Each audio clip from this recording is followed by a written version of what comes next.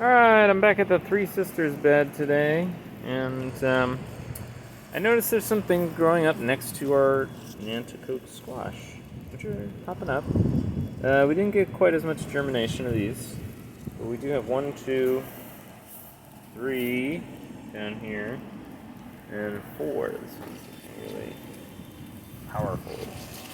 And, but there's some things popping up next to it that I'm kind of like, I don't know what this is. I didn't plant it. This one. The leaf is almost kind of furry or something. You see, it's got big, broad leaves. I don't even know what shape to call these exactly, but it's interesting. I decided I'm gonna pot it and separate it out. There was another thing. There's other things that are growing over here. Actually, you can see some other things in our Three Sisters bed. There's the sunflowers, right? These ones are the amaranth. But I saw this thing also sprouting up kind of right in here. And I don't know what this is either, but I've seen it a couple times. There's another one found right there. So I figure kind of just pot these, separate them out, and see what they turn into. But, going back through things, I just,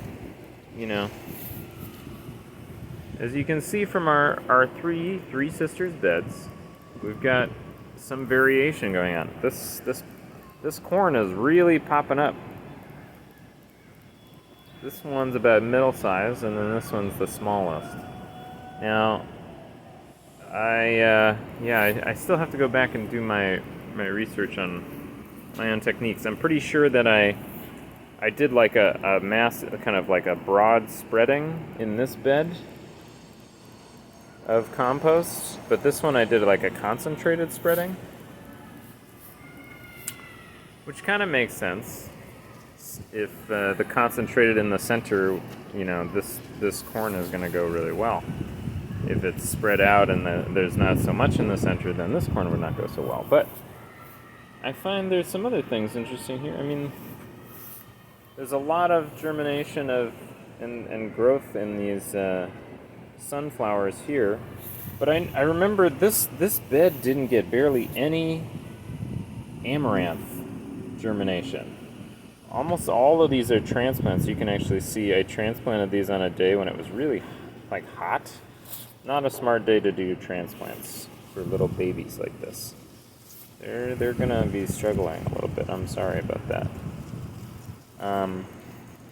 But what's odd is, okay, here's another amaranth that's really big. That's cool. And we got lots of amaranth germination, but not very much of the sunflowers over here. They're kind of small. I should say growth as opposed to germination. There's so many little amaranth babies that I found over here. It seems like PS31 class hit this bed pretty strong with the amaranth, because it was all the way around. Look, there's still more amaranth over here. And there was a lot of amaranth seeds, so I guess I shouldn't be surprised. We got a lot of those, but just very notable to me that this center bed didn't get barely any amaranth germination. Don't know why that is. If the thing was spread out really far, it seems like it would encourage lots of growth. But I don't know, as I'm recalling the amaranth, it's kind of a hardy, drought-tolerant, and maybe even bad soil-tolerant plant. And maybe it even doesn't thrive in such a high nutrient environment. Hypothesis. I don't know. And that's why we get more over here.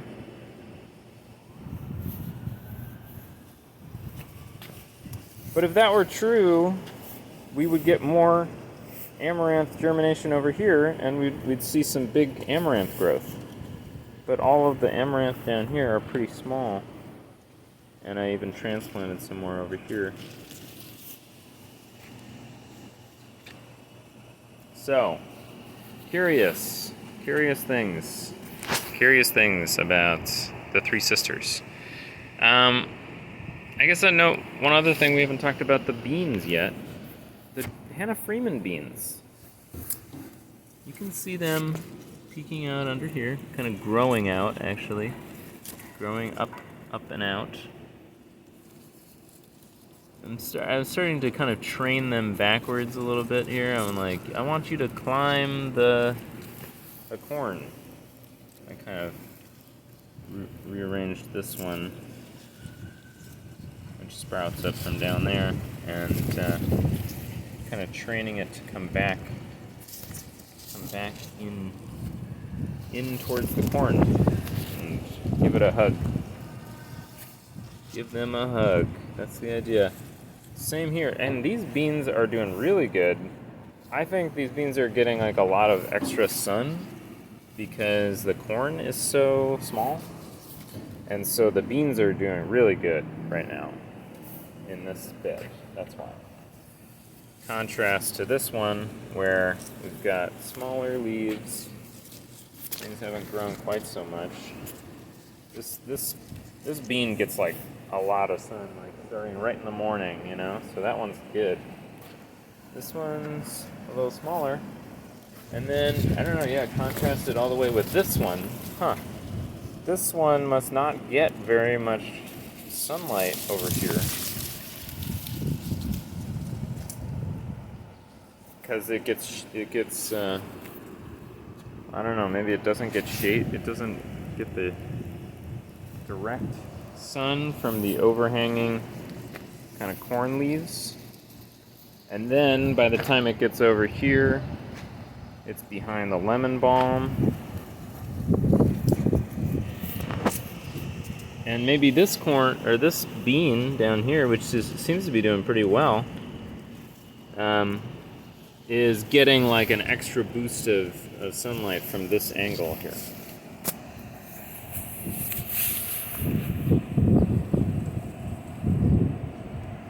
Yeah.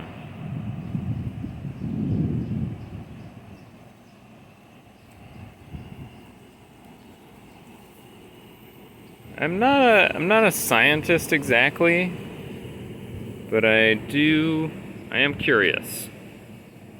I ask questions. Sometimes I think I ask more questions than, I care about answers. I take that for what it is.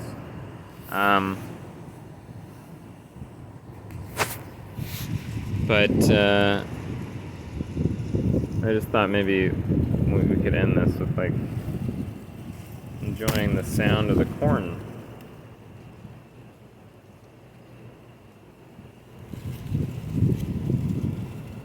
The wind in the corn. Remember the corn song?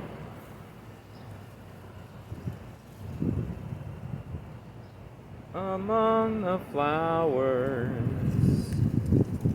I am singing and dancing.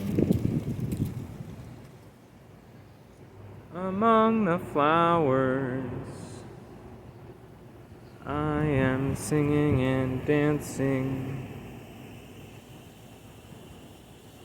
Those lyrics come from a Tuscarora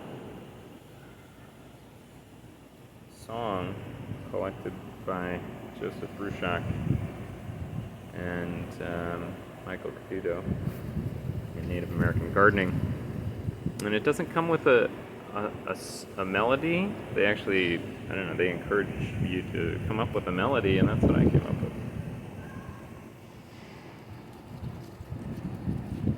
You want to hear it one more time? Among the flowers, I am singing and dancing. Among the flowers, I am singing and dancing.